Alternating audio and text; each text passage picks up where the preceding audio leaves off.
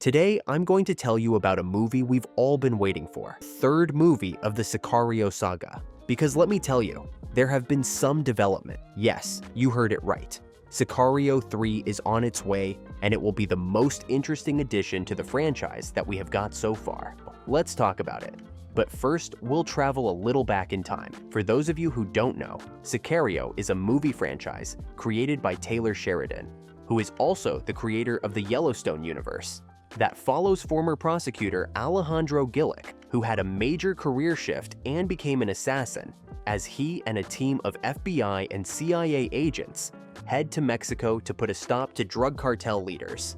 I won't bore you by giving the entire plots of both movies, but we need to talk about the second movie's finale to understand the third movie's plot better. At the end of the second movie, Alejandro and Isabel attempted to flee to safety, only to be ambushed by cartel members who captured Alejandro. He was shot in the head by Miguel, a young Sicario, and left for dead. Matt, who was ordered to eliminate Isabel, decided to defy these orders and rescued her. Despite being seriously injured, Alejandro survived the gunshot. There was a time skip. A year later, Alejandro, now recovered, tracked down Miguel, had fully joined the cartel, and confronted him by saying, "So, you want to be a Sicario?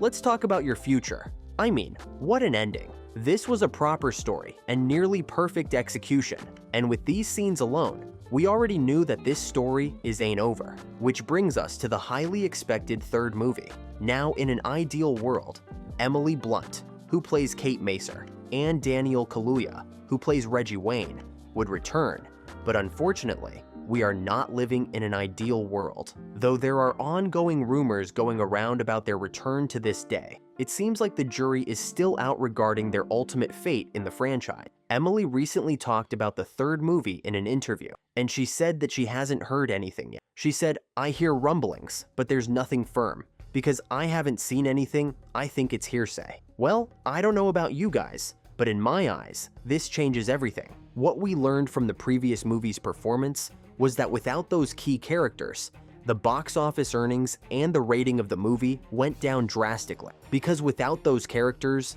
the storyline has to shift into something else and explore different areas. Don't get me wrong, the Sicario universe and the overall storytelling of the franchise is still very attractive to me, and I would watch it no matter what.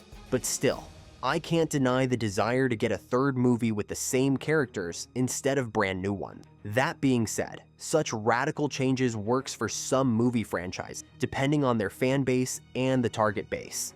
Even if you have a good story, if it's not the story that the viewer wants, you will inevitably fail. That's unfortunate, but the reality, after all. I'm not trying to say that the movie will fail without these actors. Of course, there is so much left to tell, like there is in every story. In a way, I'm excited for what they will shift into if these actors don't return. Seeing this universe with different characters creates a unique diversity, and that never hurts, does it? The movie also had a hard time with producers. Actor Josh Brolin said in an interview, "Producers are very much focused on wanting it to happen, but we won't let it happen until there's a story interesting enough to want to spend that kind of money on it." Chris McQuarrie was involved for a while, but he's not now. And I don't know about Taylor Sheridan. I know him really well, but I don't know if he's on board or not. This just shows us that there is still some kind of chaos going on behind the curtain, and it could mean that we'll have to wait a little longer for the movie to come out. Josh Brolin again said that the production company is actively trying to get this thing done. There's been iterations of it. To me, it's up to Emily. It's up to me. It's up to Benicio to feel really good about the story before we do it. And we won't let 20 years go by, I promise. I guess we have nothing to do but trust him. And that brings us to this.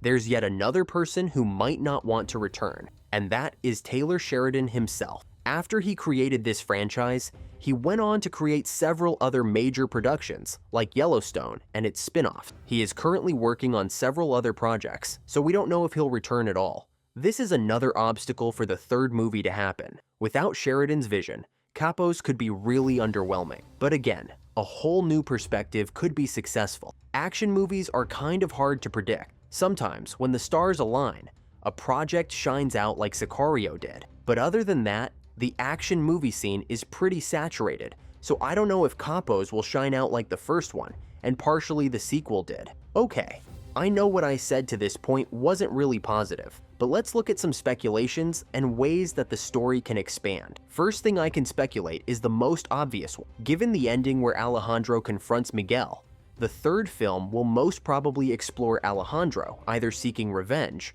or mentoring Miguel, transforming him completely. This dynamic could be interesting to observe. Alejandro trying to mold Miguel into what he sees to be right, and Miguel's response back would be a good way to expand the story. Another thing I'd like to see explored is Matt Graver's conflict with the US government. Matt's decision to defy orders in the sequel might have serious consequences. In Capos, we could see Matt dealing with them and struggling with his identity. He is a government official after all. We could see another, more rebellious side of him, and I believe that would be intriguing to see. And lastly, we get to the thing that's present in every action movie, even if briefly. Themes of corruption and morality. The nature of action movies requires a villain who is immoral and power-hungry, and a hero trying to stop them. But that is another conversation, because what the hero, or sometimes the anti-hero, does to save the day can be immoral, or morally ambiguous at least. This births the century-old question, can you defeat immorality by being immoral yourself? I'm not the one to answer this question, but I'm curious what you think about this topic, so let me and everyone else know in the comments. At this point, we don't know an exact release date. We know that the production started last year. If we're lucky, the earliest we can see the movie will be this year. And I sure do hope it does, because I'm starving for a movie like this. That's it from me today. Thank you all so much for watching, people. Don't forget to like and subscribe and click the video on the screen for more.